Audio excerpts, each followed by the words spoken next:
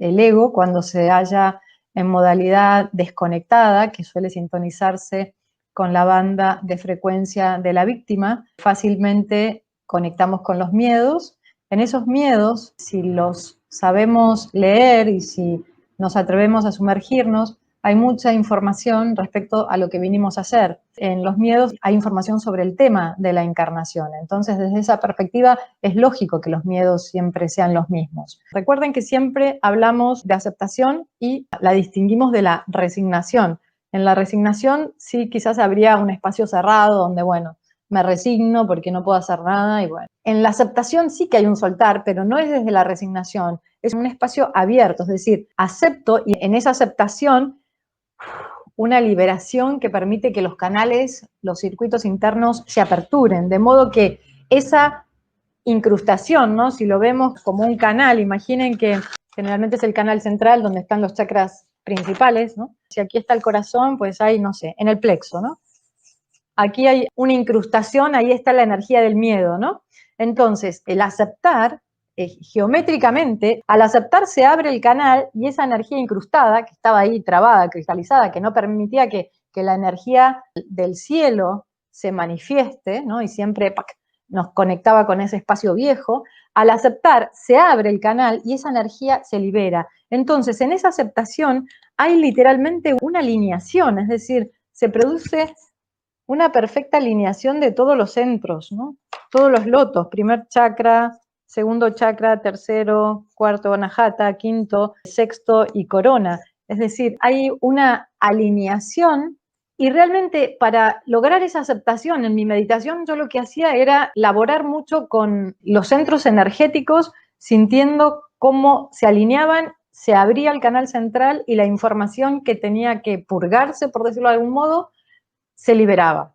Y la aceptación, ¿por qué? Porque claro, imagínense, si uno tiene un miedo, uno tiene una herida, ¿no? Y esa información o ese toque que vino de afuera nos activa esa herida, ¿qué sucede? Esa herida, que yo la dibujé en el plexo porque a mí me repercute ahí, cuando esa incrustación se mantiene en el sistema energético, es como si realmente, cuando se activa esa información, es como si volviera a...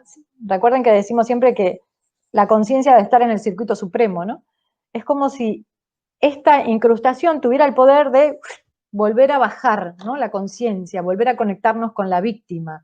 Esa lucha que por un lado nos genera mucho dolor y mucha rabia. ¿Por qué? Porque nosotros sabemos que podemos estar acá, que queremos estar acá, pero ahí hay como una fuerza, ¿no? como un magnetismo, bueno, una gravedad que nos lleva a ese lugar donde de algún modo no queremos, pero también sabemos que lo tenemos que trascender. En ese momento, en esa meditación profunda, lo que hice fue conectar con la aceptación, es decir, que se manifieste toda la información que sea perfecta para mi momento kármico actual, para mi evolución kármica. Libero y suelto todo lo que no me corresponde, pues las expectativas, digamos, de aquello que no me corresponde, lo suelto y aquello que sí me corresponde, pues lo acepto. Y esto me parece interesante porque nosotros estamos muy habituados hoy en día a escuchar mucha información respecto a la ley de atracción, que por supuesto está basada en verdades universales y sí que es verdad que uno puede co-crear y uno puede pues materializar y está buenísimo que lo hagamos.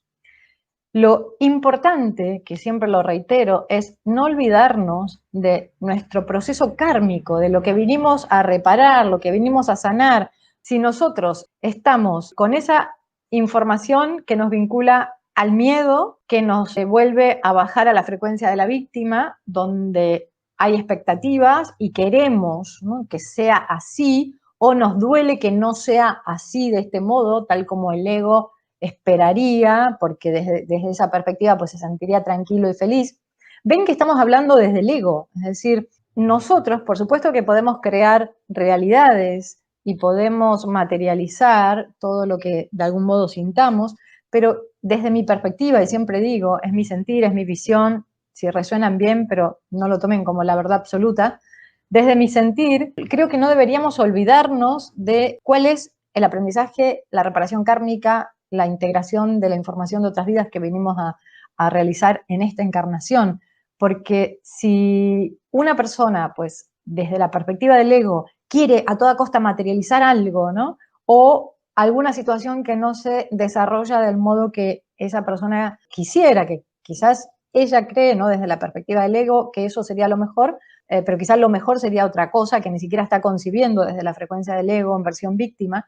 Entonces, si nosotros empezamos a materializar situaciones, ¿no? Realidades, pero lo hacemos desde la frecuencia del ego, desde la víctima, porque la víctima, claro, ¿qué le pasa a la víctima? Tiene miedo de sufrir, tiene miedo de perder, tiene miedo de estar solo, tiene miedo de sentirse abandonado, es decir, tiene miedo de conectar con la información que realmente es la información que vino a trascender. Si yo, para evitar conectar con esa información, porque duele, co-creo realidades que van a evitar esta situación, es decir, co-creo realidades que me van a mantener entretenido, entretenida, pero me van a evitar conectar con la información real, y quizás no estoy haciendo una buena labor sobre mí mismo, sobre mí misma, ¿verdad?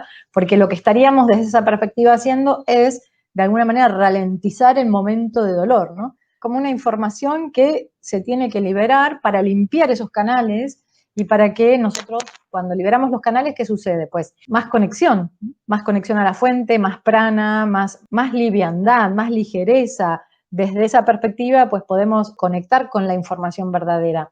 Entonces ahí creo que es importante, y ahí la resiliencia, y ahí la incertidumbre. Lo primero es la atención, es decir, estar atento para qué se está activando en mí. Si yo reconozco esa energía y me doy el permiso de hacer esta labor, es decir, de aceptar desde ese decreto, que bueno, yo lo planteo así, cada uno el decreto lo puede formular a su medida, ¿no? Yo siempre los decretos los hago desde mi amada y divina presencia yo soy y mi santo ser crístico, solicito a las altas esferas del universo que me ayuden a liberar, a aceptar, a trascender, y ahí hacen la petición que sientan. Todo lo que necesita ser liberado, trascendido, entendido, comprendido, para el bien mayor ¿de qué? ¿Del ego? No, del alma. Entonces, la primera observación debería ser eso, ¿no? O sea, si yo estoy co-creando realidades, ¿desde dónde lo estoy haciendo?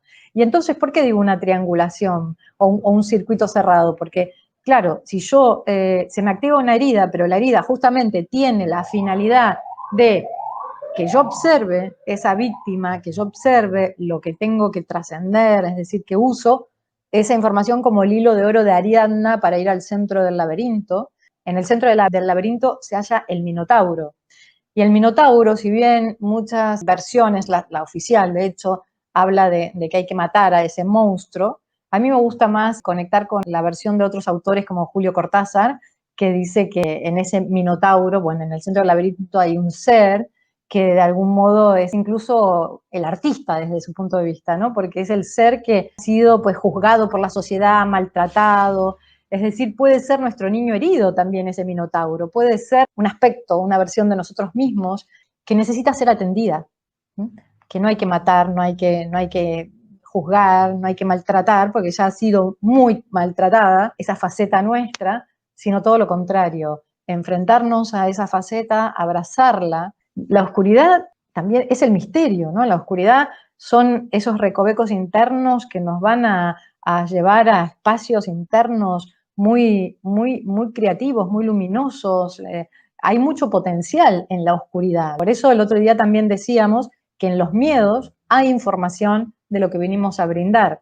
La resiliencia, pues claramente es aceptación, es permitir adaptarnos, nos va a permitir fluir con la energía del momento sin quebrarnos. ¿Cuándo nos quebramos? Bueno, cuando estamos en la frecuencia del miedo, en la frecuencia de la víctima, en la frecuencia del dolor, sin comprender que ahí hay puertas de entrada hacia la propia infinitud, ¿no? Cuando nosotros nos atrevemos a activar esta resiliencia interna y nos atrevemos a sumergirnos en ese laberinto, en ese lodo oscuro, pero que si nos mantenemos conectados a nuestros guías, a nuestra amada y divina presencia yo soy, nos brindará la energía necesaria para volver a ascender a la cúpula, ascender pues a ese espacio en donde nuevamente experimentamos la gratitud y la reconexión. Y esto es interesante también rescatarlo porque más allá de estos tiempos, que sabemos que son tiempos muy movidos, tiempos donde estamos realmente en una coctelera planetaria, ¿no? La evolución es así.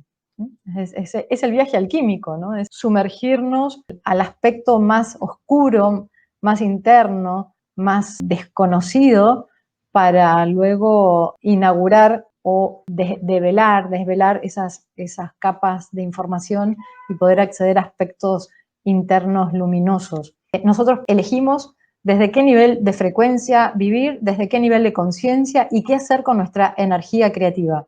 Recuerden que la energía creativa es la energía no solo de la acción física, es la energía de la palabra, es la energía emocional y es la energía del pensamiento. En coherencia, esos centros creativos nos pueden ayudar incluso en los peores momentos, en esos momentos en donde sentimos que está dura la cosa.